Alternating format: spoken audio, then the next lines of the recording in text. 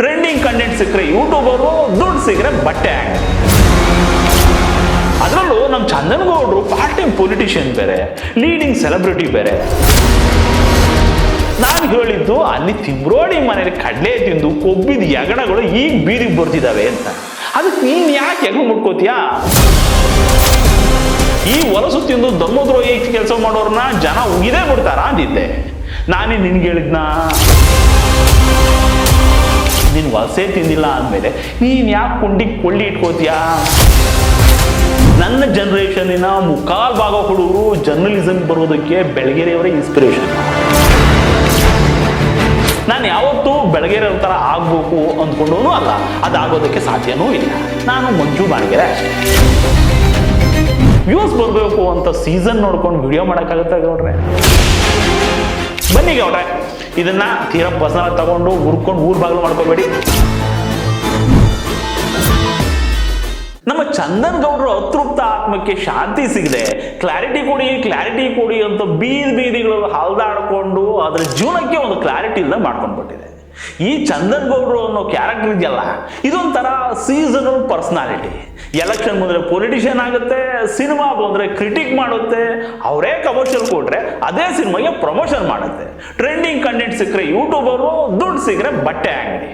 ಬೂಡೆ issue sound ಮಾಡಿದಾಗ narrator ಆಗುತ್ತೆ, ಧರ್ಮಸ್ಥಳಕ್ಕೆ ಹೋಗಿ ಗ್ರೌಂಡ್ ರಿಪೋರ್ಟ್ ಮಾಡುತ್ತೆ, ಸೌಜನ್ಯ ಮಮ್ಮಿ ಕುಸುಮಕ್ಕನ್ನು ಇಂಟರ್ವ್ಯೂ ಮಾಡಿ ಸೌಜನ್ಯ ಪರ ಹೋರಾಟಗಾರ ಆಗುತ್ತೆ. ನಮ್ಮ ಗೌಡ್ರು ಒಂಥರ ಕ್ರೇಜಿ ಕಂಡ್ರಿ, ಒಳ್ಳೆ ಎಂಟರ್ಟೈನರ್. ಹಿಂಗೆ ಸೀಸನ್ ಹೆಂಗಿರುತ್ತೋ ಹಂಗೆ ರೆಡಿ ಆಗ್ಬಿಡ್ತಾರೆ. ಇದು ಒಳ್ಳೇದೇ ಕೊಡಿ. ಕಡಲೆಕಾಯಿ ಸೀಸನ್ ಬಂದಾಗ ಕಡಲೆಕಾಯಿ ಮಾರ್ಬೇಕು, ಮಾವಿನಕಾಯಿ ಸೀಸನ್ ಬಂದಾಗ ಮಾವಿನಕಾಯಿ ಮಾರ್ಬೇಕು. ಇದು ಬದುಕೋರ್ ಲಕ್ಷಣ.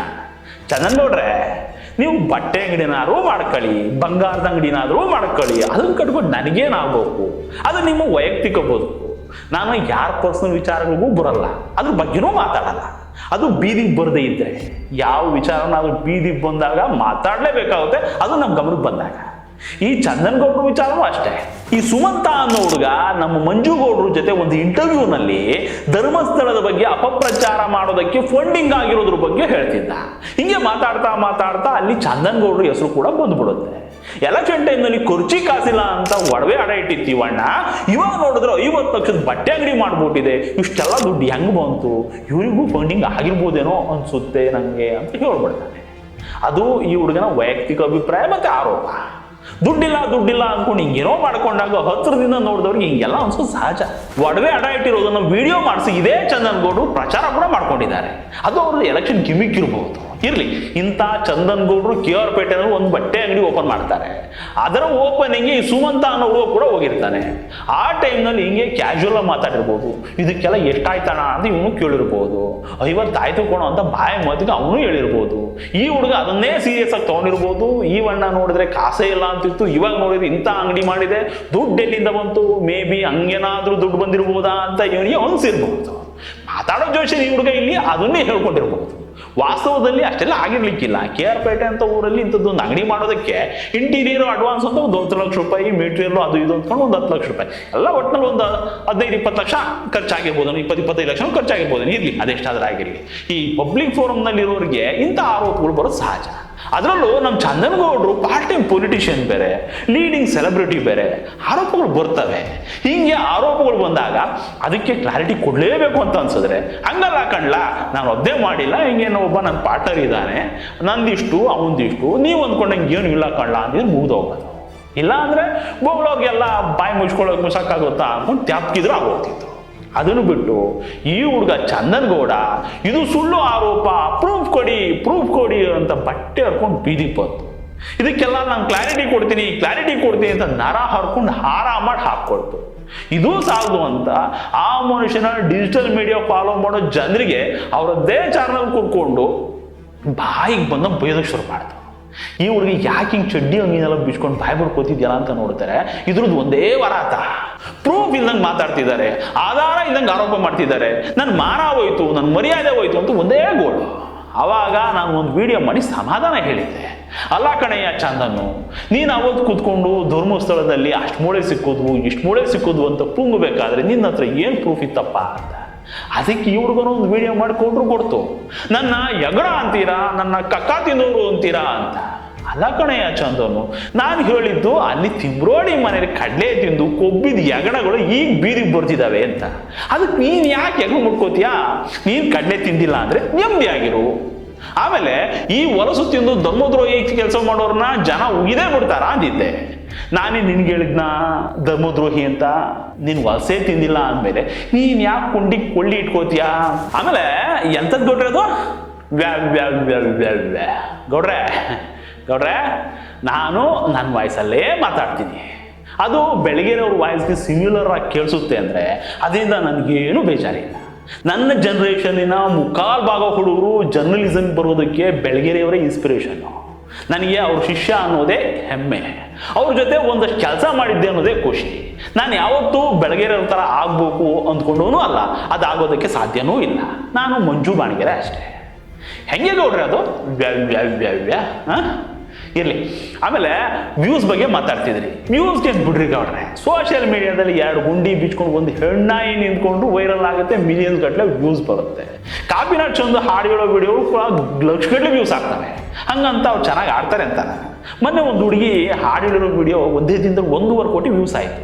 ಹಂಗಂದ್ರೆ ಆ ಹೆಣ್ಮಗಳು ಒಳ್ಳೆ ಸಿಂಗರು ಅಂತಾನ ಅಂತ? ನಿಮ್ಮದು ಹಾಗೆ. ಅದಕ್ಕೆ ತಲೆ ಮೇಲೆ ಕೋಡ್ ಬೆಳೆಸ್ಕೊಂಡ್ರೆ ಹೆಂಗೆ ಗೌಡ್ರೆ? ನಾನು ಯಾವತ್ತೂ ವ್ಯೂಸ್ ಬಗ್ಗೆ ತಲೆ ಕೆಡಿಸ್ಕೊಂಡವನಲ್ಲ. ಧರ್ಮಸ್ಥಳದ ಪರವಾಗಿ ಮಾತಾಡೋ ವಿಡಿಯೋಗಳಿಗೆ ಯಾಕೆ ವ್ಯೂಸ್ ಬರಲ್ಲ ಅಂತಲೂ ನನಗೆ ಗೊತ್ತು. ಧರ್ಮಸ್ಥಳದ ವಿರೋಧಿಗಳ ವಿಡಿಯೋಗಳಿಗೆ ಹೆಂಗೆ ವ್ಯೂಸ್ ಬರುತ್ತೆ ಅನ್ನೋದು ಗೊತ್ತು. ವ್ಯೂಸ್ ಬರಬೇಕು ಅಂತ ಸೀಸನ್ ನೋಡ್ಕೊಂಡು ವಿಡಿಯೋ ಮಾಡೋಕ್ಕಾಗುತ್ತೆ ಗೌಡ್ರೆ? ನೀವು ವಿಡಿಯೋ ಮಾಡಿ ಕ್ಲಾರಿಟಿ ಕೊಡಲೇಬೇಕು ಅಂತಿದ್ರೆ ನಾನು ಹೇಳಿದ್ದ ಒಂದಷ್ಟು ಸೀರಿಯಸ್ ವಿಚಾರಗಳ ಬಗ್ಗೆ ಮಾತಾಡೋದು ಚೆನ್ನಾಗಿರೋದು. ನನ್ನ ಅರ್ಹತೆ ಬಗ್ಗೆ ಮಾತಾಡೋ ನಿಮ್ಮ ಯೋಗ್ಯತೆ ಏನು ಅಂತ ಜನಕ್ಕೂ ಗೊತ್ತಾಗಿರೋದು. ಅದು ಬಿಟ್ಟು ಕಕ್ಕ ತಿಂದಿದ್ರ ಬಗ್ಗೆ, ಕಡಲೆ ತಿಂದ ಹೆಗ್ಗಣದ ಬಗ್ಗೆ ತಪ್ಪಾಗಿ ತಿಳ್ಕೊಂಡು ಮಾತಾಡಿದ್ದೀರ. ಈ ಪಬ್ಲಿಕ್ ಫೋರಮ್ ಬಂದಮೇಲೆ ಒಂದಷ್ಟು ಹೆಚ್ಚು ಕಮ್ಮಿ ಮಾತುಗಳು ಹರಕುಗಳು ಬರ್ತವೆ. ಅದಕ್ಕೆಲ್ಲ ಬಟ್ಟೆ ಹರ್ಕೊಂಡ್ರೆ ಬದುಕು ನೋಡ್ಸಕ್ಕಾಗುತ್ತಾ ಗೌಡ್ರೆ? ಇವಾಗ ನಮ್ಮ ಧರ್ಮಸ್ಥಳದ ವೀರೇಂದ್ರ ಹೆಗ್ಗಡೆ ಅವ್ರನ್ನೇ ನೋಡಿ, ಅವ್ರ ಮೇಲೆ ಆರೋಪ ಮಾಡೋದನ್ನೇ ಒಂದು ಉದ್ಯೋಗ ಮಾಡ್ಕೊಂಡು ಒಂದು ಇಡೀ ಗ್ಯಾಂಗು ಜೀವನ ನಡೆಸ್ತಿದೆ. ಏನಿದೆ ಅವ್ರ ಹತ್ರ ಆಧಾರ ಅಲ್ವಾ? ಹಾಗೆ ನೀವೇನು ಕಮ್ಮಿ ಪುಂಗಿದ್ದೀರಾ ಈ ಧರ್ಮಸ್ಥಳದ ಕೇಸಲ್ಲಿ? ಮೀಡಿಯಾದವರು ಯಾರ ಕಣಿಗೂ ಕಾಣದ, ಯಾರಿಗೂ ಸಿಗದ ಆಂತರಿಕ ಮಾಹಿತಿ ನನಗೆ ಮಾತ್ರ ಸಿಕ್ಕಿದೆ ಅಂತ ಕತೆ ಹೊರ್ಕೊಂಡು ಹೆಂಗೆಲ್ಲ ಪಟ್ಟಿ ಕೊಡ್ತಿದ್ರಿ. 5ನೇ ಗುಂಡಿಯಲ್ಲಿ 5-6 ಕಳೆ ಬರಗಳು ಸಿಕ್ಕಿದಾವೆ ಅಂತಿದ್ರಲ್ಲ. ಮೊಹಂತಿ ಸಾಹೇಬ್ರು ಕಾಲ್ ಮಾಡಿ ಹೇಳಿದ್ರ ನಿಮಗೆ? ಆ ಅನನ್ಯ ಭಟ್ ಕತೆನ ಕರುಳು ಕಿತ್ತು ಗಂಟಾಕೊಂಡು ಪುಂಗ್ತಿದ್ರಲ್ಲ. ಅನನ್ಯ ನೀವು ಹುಟ್ಟಿಗೆ ಕಾಲೇಜ್ಗೆ ಹೋಗ್ತಿದ್ರಾ? 11A ಪಾಯಿಂಟ್ನಲ್ಲಿ ರಾಶಿ ಮೂಳೆಗಳು ಸಿಕ್ಕಿದಾವೆ. ಅದರಲ್ಲಿ ಒಂದು ಮಹಿಳೆಯದ್ದು ಕೊಳೆ ಬರ ಅಂತ ಹೇಳ್ಬಿಟ್ಟು ತಿದಿ ಊದ್ಕೊಂಡು ಕೂತಿದ್ರಲ್ಲ. ಅದಕ್ಕೆ ಯಾವ ಮೂಲಗಳಿಂದ ಮಾಹಿತಿ ತಂದಿದ್ರಿ ಗೌಡ್ರೆ?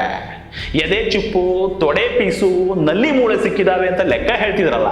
ಇದು ಹೆಂಗ್ರಿ ಗೌಡ್ರೆ? ಅದೇನೋ ನೀವು ಮೊದಲು ಈ ಸ್ವಿಗ್ಗಿ ಝೊಮ್ಯಾಟೊ ಮಾಡ್ತಿದ್ರಂತಲ್ಲ, ಅವಾಗ ತಗೋತಿದ್ದ ಆರ್ಡರ್ಗಳನ್ನೆಲ್ಲ ಇಲ್ಲಿ ಕನೆಕ್ಟ್ ಮಾಡ್ಬಿಟ್ಟು ಹೇಳ್ಬಿಟ್ರ ಹೆಂಗೆ? ಒಳ್ಳೆ ಕಾಮಿಡಿ ಪೀಸ್ ಕಂಡ್ರಿ ನೀವು. ನಿಮಗೆ ಮಾಹಿತಿ ಕೊಡ್ತಿದ್ದ ಮೂಲ ಅಂದರೆ ಅಭಿ ಅಂತ ಇದನ್ನಲ್ಲ, ಹೌದಾ? ಅದೇ ಆಟೋದವ್ರನ್ನ ದರೋಡೆಕೋರರು ಒಂದು ಅದೇ ತಿನ್ನಲ್ಲ ಆ ಅಭಿನ. ಒಳ್ಳೆ ಕಾಂಬಿನೇಷನ್ ನಿಮ್ಮದು. ನಿಮ್ಮನ್ನೇ ಮೀರಿಸ್ಬಿಟ್ಟಿದ ನೋಡಿ ಅವನು, ನಿಮ್ಮ ಗುರುಮಿಂಚಿನ ಶಿಷ್ಯ ಅವನು. ಹಂಗಂತ ನೀವೇನು ಕಮ್ಮಿ ಇಲ್ಲ ಬಿಡಿ. ಆಮೇಲೆ ಲಾಯರ್ ಮಂಜಣ್ಣ ಪ್ರೆಸ್ ನೋಟ್ ಹಿಡ್ಕೊಂಡು ಓದಿ ಎಕ್ಸ್ಪ್ಲೈನ್ ಮಾಡ್ಬೇಕಾದ್ರೆ ನಿಮ್ಮ ಮುಖದಲ್ಲಿ ಏನನ್ನೋ ಸಾಧಿಸಿದ ಭಾವ ಎದ್ದು ಕಾಣ್ತಿತ್ತು ಬಿಡಿ. ಆದರೂ ಮಂಜಣ್ಣನ ಪ್ರೆಸ್ ನೋಟನ್ನೇ ನೀವು ಪ್ರೂಫ್ ಅಂದ್ಕೊಂಡು ಬಿಟ್ರಲ್ಲ, ಎಂಥ ಅಮಾಯಕರು ಗೌಡ್ರೆ ನೀವು. ಅದನ್ನೇ ನಂಬ್ಕೊಂಡು ಮೀಡಿಯಾದವ್ರಿಗೆ ಕಪಾಳ ಕೊಡ್ದಂಗಿದೆ ಒಂದು ಬಿಟ್ಟಿದ್ರಲ್ಲ ಅವರು. ನೀನು ಬಾಂಡತನ ಮೆಚ್ಕೋಬೇಕು ಗೌಡ್ರೆ. ಆಮೇಲೆ ಮೀಡಿಯಾಗಳಿಗೆ ಒಳ್ಳೆ ದುಡ್ಡು ಹೋಗಿದೆ ಅಂತ ಹೇಳ್ಬಿಟ್ಟಿದ್ದಲ್ಲಪ್ಪ, ಇದಕ್ಕೆ ಪ್ರೂಫ್ ಇಟ್ಕೊಂಡಿದ್ದೆ ತಾನೇ? ನೀನು ಇಟ್ಕೊಂಡಿದ್ದೆ ಬಿಡು. ಯಾಕೆಂದ್ರೆ ನೀನು ಅಪ್ಪನಿಗೆ ಒಳ್ಳೆ ಮಗ, ಮಗನಿಗೆ ಒಳ್ಳೆ ಅಪ್ಪ, ಹೆಂಡತಿಗೆ ಒಳ್ಳೆ ಗಂಡ, ಒಂಥರ ನೀನು ಕಂಪ್ಲೀಟ್ ಪುರುಷೋತ್ತಮ. ಈ ಮಾತು ಯಾಕೆ ಹೇಳ್ತಿದ್ದೀರಿ ಅಂದರೆ, ಈಗ ಅವರೆಲ್ಲ ಸೇರ್ಕೊಂಡು ಡಿಫಾಮೇಷನ್ ಕೇಸ್ ಹಾಕ್ಬೋದು. ನೀನೇ ಪ್ರೂಫ್ ಇಲ್ಲದೆ ಮಾತಾಡಿದ್ದು ಸುಮಂತನ ಮೇಲೆ ಕೇಸ್ ಮಾಡಿದೀಯಾ ಅಂತಂದ್ರೆ ಅಷ್ಟೆಲ್ಲ ಬ್ರಾಂಡ್ ಇಟ್ಕೊಂಡಿರೋ ನ್ಯೂಸ್ ಚಾನಲ್ ಅವರು ಬಿಡ್ತಾರ ಸುಮ್ಮನೆ ನಿನ್ನ? ನಾನು ಧರ್ಮಸ್ಥಳದ ಮಂಜುನಾಥನ ಬಗ್ಗೆ ಏನೂ ಮಾತಾಡ್ತಿಲ್ಲ ಅಂತ ಹೇಳ್ಕೊಂಡೇನೆ ಧರ್ಮಸ್ಥಳದಲ್ಲಿ 100 ಶಿವಗಳನ್ನು ಹುಟ್ಟಾಕಿದ್ದಾರೆ, 1000 ಮಹಿಳೆಯರು ರೇಪ್ ಮಾಡಿ ಕೊಲೆ ಮಾಡಿದ್ದಾರೆ. ಈಗ ಭೀಮ ಬಂದು ಎಲ್ಲಾ ಮೂಳೆಗಳನ್ನ ಕಿತ್ತು ಕೊಡ್ತಿದ್ದಾನೆ. ಇದು ಜಗತ್ತಿನಾದ್ಯಂತ ಸುದ್ದಿ ಆಗ್ತಿದೆ ಅಂತ ಬಾಯ್ ಬಡ್ಕೋತಿದ್ರಲ್ಲ ಗೌಡ್ರೆ. ನೀವು ಹೇಳೋದನ್ನೇ ಕೇಳ್ಕೊಂಡಲ್ವಾ ನ್ಯಾಷನಲ್ ಅವರು, ಇಂಟರ್ನ್ಯಾಷನಲ್ ಚಾನಲ್ ಅವರು ಧರ್ಮಸ್ಥಳ ಹಿಂದೂ ಟೆಂಪಲ್ ಟೌನ್ನಲ್ಲಿ ಮಾಸ್ ಬರಿಯಲ್ ಅಂತ ಸುದ್ದಿ ಬರೆದಿತ್ತು. ಧರ್ಮಸ್ಥಳದಲ್ಲಿ 100 ಜನರು ಹತ್ಯಾಕಾಂಡ, 1000 ಮಹಿಳೆಯರು ಅತ್ಯಾಚಾರ ಆಗಿದೆ ಅಂತ ಜಗತ್ತಿನಾದ್ಯಂತ ಜನ ಮಾತಾಡ್ಕೊಂಡ್ರಲ್ಲ ಗೌಡ್ರೆ. ಅದು ಧರ್ಮಸ್ಥಳಕ್ಕೇನು ಅಪಚಾರ ಆಗ್ಲಿಲ್ಲಲ್ಲ, ಮಂಜುನಾಥನಿಗೇನು ಅಪಚಾರ ಆಗ್ಲಿಲ್ಲಲ್ಲ. ಧರ್ಮಸ್ಥಳದ ಐಡೆಂಟಿಟಿನೇ ಮಂಜುನಾಥ ಅಲ್ವಾ? ಆ ಮಂಜುನಾಥನ ಗೌರವವೇ ಇಂಟರ್ನ್ಯಾಷನಲ್ ಲೆವೆಲ್ನಲ್ಲಿ ಹರಾಜಾಕ್ಬಿಟ್ರಿ. ಅವರು ಭಕ್ತರ ಭಾವನೆಗಳಿಗೆ ಘಾಸಿ ಆಗಲ್ಲ ಅಲ್ವಾ ನಿಮಗೆಲ್ಲ ಮಾಡಿದ್ರು ಕೂಡ. ಇವಾಗ ನನ್ನ ಮರ್ಯಾದೆ ಹೋಯ್ತು, ನನ್ನ ಮಾನ ಹೋಯ್ತು ಅಂತ ಹೇಳ್ಬಿಟ್ಟು ಗೊಳಾಡ್ತಿದ್ದೀರ. ಅಲ್ಲಿ ಏನು ಆಧಾರನೇ ಇಲ್ಲ, ಎಷ್ಟು ಜನರ ಮರ್ಯಾದೆ ಹರಾಜಿಗೆ ಹಾಕ್ಬಿಟ್ಟಿದ್ರಿ ನೀವು. ಆಮೇಲೆ SIT ಫಾರ್ಮ್ ಆಗಿದೆ, ಅವ್ರು ತನಿಖೆ ಮಾಡ್ತಿದ್ದಾರೆ, ಅವರು ಧರ್ಮಸ್ಥಳ ವಿರೋಧಿನ ಹಂಗಾದ್ರೆ ಅಂತ ಕೇಳ್ತೀರಾ. ಅವ್ರು ಬಂದು ನಿಮ್ಮಂಗೆ ಸುಮ್ಮನೆ ಕೂತ್ಕೊಂಡು ಅಲ್ಲಿ ಅಷ್ಟು ಮೊಳೆ ಸಿಕ್ಕುದು, ಇಲ್ಲಿ ಇಷ್ಟು ಮೊಳೆ ಸಿಕ್ಕುದು, ಅದರಲ್ಲಿ ಮಹಿಳೆಯರದಿಷ್ಟು ಅಂತ ರಿಪೋರ್ಟ್ ಕೊಡ್ತಿರ್ಲಿಲ್ವಲ್ಲ. ತನಿಖೆ ಮಾಡ್ತಾರೆ, ಬೋರ್ಡೆ ಗ್ಯಾಂಗ್ ಕಟ್ಟಿರೋ ಆಟಕ್ಕೆ ಮುಕ್ತಿ ಕೊಡ್ತಾರೆ, ಕ್ಷೇತ್ರಕ್ಕೆ ಬಂದಿರೋ ಕಳಂಕನ ತೊಳಿತಾರೆ. ತಪ್ಪು ಯಾರದ್ದಿರುತ್ತೋ ಅವ್ರ ಬೋರ್ಡೆಗಳಿಗೆ ಬಿಸಿನೀರು ಕಾಯಿಸ್ತಾರೆ. ಆದರೆ ಅವ್ರಿಗೆ ಹೇಳೋಕೆ ಮೊದಲೇ ತಾವುಗಳೆಲ್ಲ ಮಾಡಿದ್ದೇನು ಗೌಡ್ರೆ. ಈ ನಮ್ಮ ಚಂದನ್ ಗೌಡ್ರ ಇಂಥ ಅಪಸಭೆಗಳನ್ನೆಲ್ಲ ಇಟ್ಕೊಂಡು ನಮ್ಮ ಮಂಜು ಗೌಡ್ರು ಒಂದು ವಿಡಿಯೋ ಮಾಡಿದ್ದಾರೆ.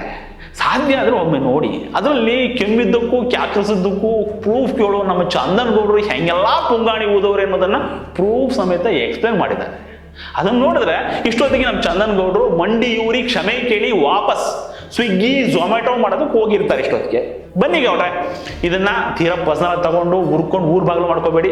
ನಮಗೂ ನಿಮಗೂ ಎಂಥದ್ರಿ ದ್ವೇಷ, ಸಿದ್ಧಾಂತಗಳಲ್ಲಿ ವೈರುಧ್ಯ ಇರ್ಬೋದು, ವೈಯಕ್ತಿಕವಾಗಿ ಏನ್ರಿ ಇರುತ್ತೆ. ನೀವು ಪ್ರೂಫ್ ಇಂದ ಏನೇನೋ ಪುಂಗಿದ್ರಿ ಅಂತ ನಿಮ್ಮನ್ನೇನು ದೇಶ ಬಿಟ್ಟು ಓಡ್ಸಕ್ಕಾಗತ್ತಾ? SIT ಅವ್ರು ಇದ್ದಾರೆ, ನಿಮ್ಮ ವಿಡಿಯೋನ ಎಲ್ಲ ನೋಡಿದ್ರೆ ಅವರೇ ನಿಮ್ಮನ್ನ ಕರೀತಾರೆ, ಹೋಗಿ ಬನ್ನಿ. ಈ ವಿಜಯನಗರ ಕಡೆ ಬಂದ್ರೆ ನಮ್ಮ ಆಫೀಸಿಗೆ ಬಂದು ಹೋಗಿ ಒಂದು ಒಳ್ಳೆ ಕಾಫಿ ಕುಡಿಯೋಣ. ನಾನು KR ಪೇಟೆಗೆ ಬಂದ್ರೆ ಖಂಡಿತ ನಿಮ್ಮ ಅಂಗಡಿ ಹತ್ರ ಬರ್ತೀನಿ, ಒಟ್ಟಿಗೆ ಕೂತ್ಕೊಂಡು ಒಳ್ಳೆ ಊಟ ಮಾಡೋಣ, ನಿಮ್ಮ ಮನೆಗೆ ಮಗು ಬಂದಿದೆ, ಇದೆಲ್ಲ ಬಿಟ್ಟು ಅದನ್ನ ಒಂದು ಎಂಜಾಯ್ ಮಾಡ್ರಿ ಗೌಡ್ರೆ.